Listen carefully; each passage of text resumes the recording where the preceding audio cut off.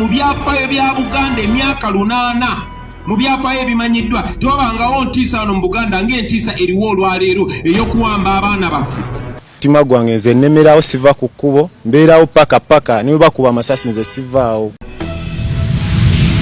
You have been killing, you are now going to die. Your only way is to surrender. Even this looking for you, because in the looking we may get you and you don't get out. But if you surrender for us, we never kill. Museveni ne government yammwe n'ebitongole by'okwenda mulekerawo okwonda eddiini ya Katonda y'Abayisiraamu nga mugifuule y'Abatujju. Aba NRM abali mu bitundu mubaamu be baalonda nga bakutambulirako. Amampaati mpulira okwessaawo okwewulira essajja n'okwerowooza kw'obutegevu bw'olubeerera si engeri gye tulonda wabula ekikulu ekugjawo Museveni tutereeze demokrasiya. The social media apparatus has been saying that Museveni is dead.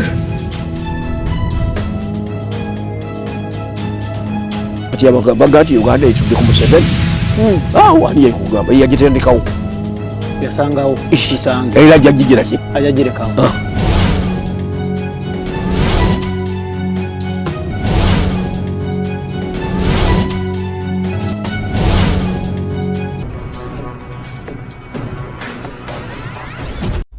So tuna kyogenda kugamba bantu kati nga tuvudda bwe mbagamba nti musabire eggwanga Uganda mwe njagala mumpulirize bulungi. Bw'oba omanyi nti oli businesswoman ng'oli mu Uganda, more especially mu Buganda. Bw'oba omanyi ng'oli politician ng'oli mu Buganda, ng'oli munnauganda. Bw'oba omanyi nti oli minister mu gavumenti oba ng'oli munnamagye ng'olina endowooza ey'okukyusa obuyinza, wuliriza bulungi tutandise video kati. Kavudde kwanjula katandise. Information mbawa ya bwerere, security mbawa za bwerere, ebyokwenda bya bwerere. Abatawulidde nze tebinkwatako. It's none of my business as long as I've warned you. If you get killed, I'm not responsible about your stupidness.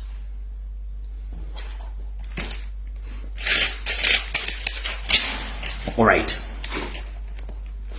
Bobango ku biti byemmenye nga muogwa mpuliriza bulungi.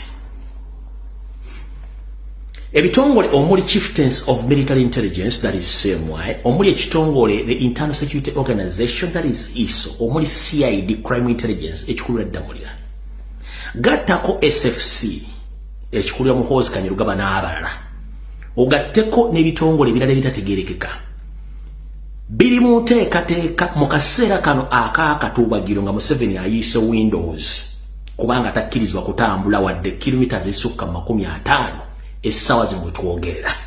Mbagambye mugenda kutandika okulaba Jessica Alupo ng'ali active. Mugenda tandika okulanga Nabbanja ali active kubanga nabagambye mu mateeka ne mu nfuga ya Uganda amapeesa gali aga ana erisooka yeyo seri kyennyini bw'aba taliiwo wabeerawo Jessica Alupo.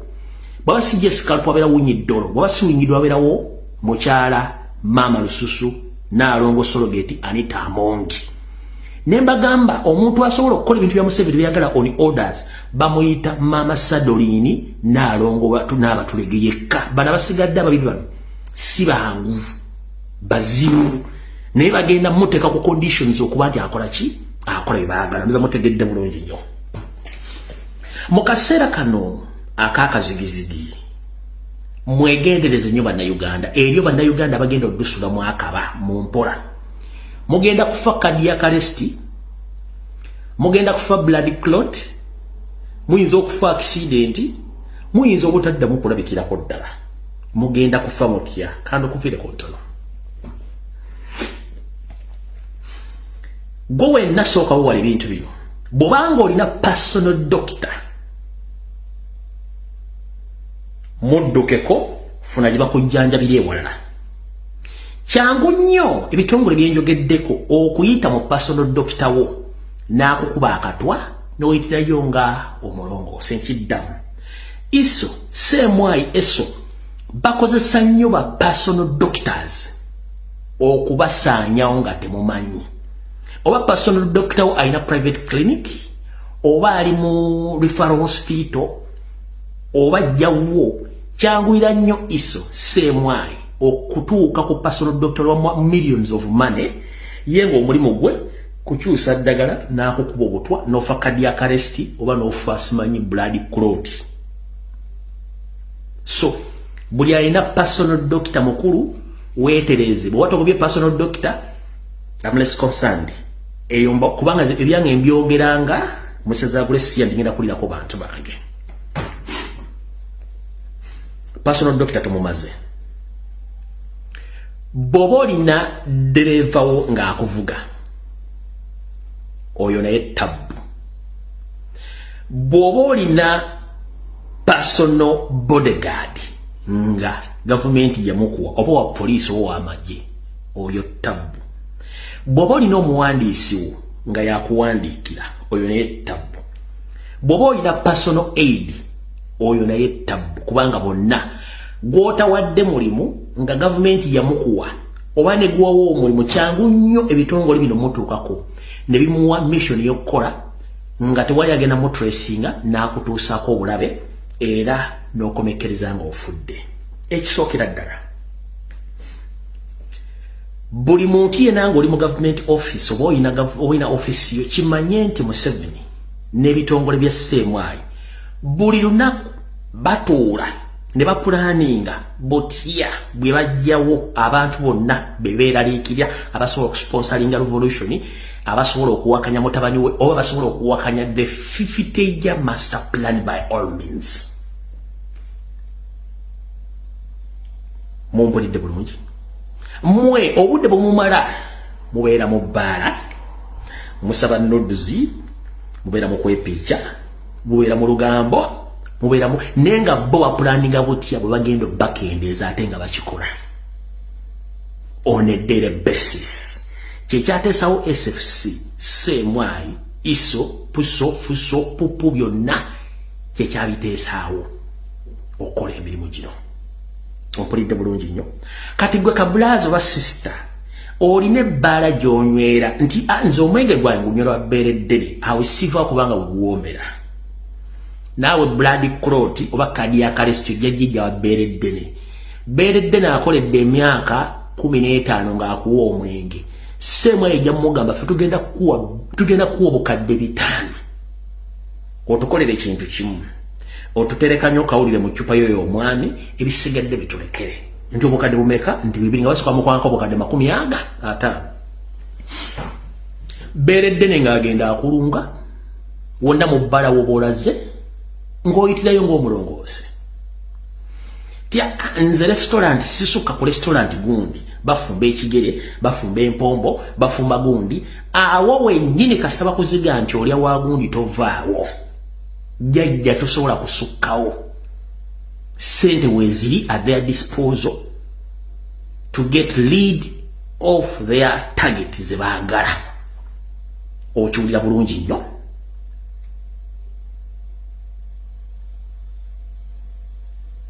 Okiwulidde bulungi nnyo. Kati mu kaseera kano Yoseeri ng'asaba Katonda amwongerera emyaka emirala obanga 6 bange 4 bagenda kukola buli kyabutemu kiwali owuliddeko. Bagenda kukola buli kyabutemu kiwali owuliddeko. Mugenda kulya blood clot mugenda kulira cardiac arrest ekigambo ekyo muwuliranga ekigambo oba police has arrested someone. No, blood clot mwakitegeera emisuwa gyo omusayimo guyita obutwa buli buzimbamu obukukufa ne bubulooking entambula y'omusaayi kasita omusaayi tegutambula mulungi mubiri ne gubulooking nga kiba kitegeeza omutima gugenda kupampinga oba guyinza okusingira kupampi n'oyabika bwabisi. Okitegedde ekyo bayita blood clot. Cardiac arrest omutima guzikira buzikizi lumbe nozikira nga amasanyaze ge Uganda gagenzi gwe n'ogenda wachi bayita blackout. You can black out n'ogenda for good. Okitegedde buli bintu bibiri. Kati ekintu ekyokola ebyo bwe butwa obuyita mu nerve oba obuyita mu nervous system bwe bakozesa kanza mu kitegedde bulungi cardiac arrest. Ulimi lw'abasuza kusirwa nze siri musawo nyemba buli ebyemmanyi ne binnako information. Era abantu abasinga obungi mu Uganda bakati bafudde cardiac arrest ne blood clot. Ate bano benjogeddeko semwa ena black book ey'abantu abalina okuvaawo olunaku lwe banaavaawo n'obudde mulina kyembadde temumanyi nakino kakibagambe nga bukyali. The moment you are poisoned by the state, even if you get treatment somehow somewhere, for them they get to know when you are leaving this planet Earth. Nchiddam kasita bakuwa obutwa baba bamanyi ddi lwogenda okufa, just wanogenda nofuna treatment nobeera waawo, but finally you have to go.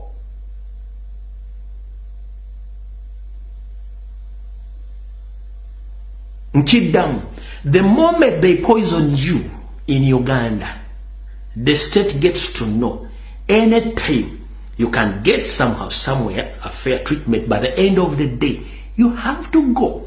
Kubanga obutwa buli bufuuka cancer najira mu stage 1, stage 2, stage 3, stage 4. Bye bye Vietnam ng'ogenze. So oyinza okulola omuntu ng'azzeemu engulu ali awo afunyemuko ku maanyi, but the end of the day yo iso semwa babeera ali nga babala ddakiika ku katikitiki. Era olufa nga bajja mu black book yaabwe nga bakansolinga mu ne Museveni akansolingamu wali.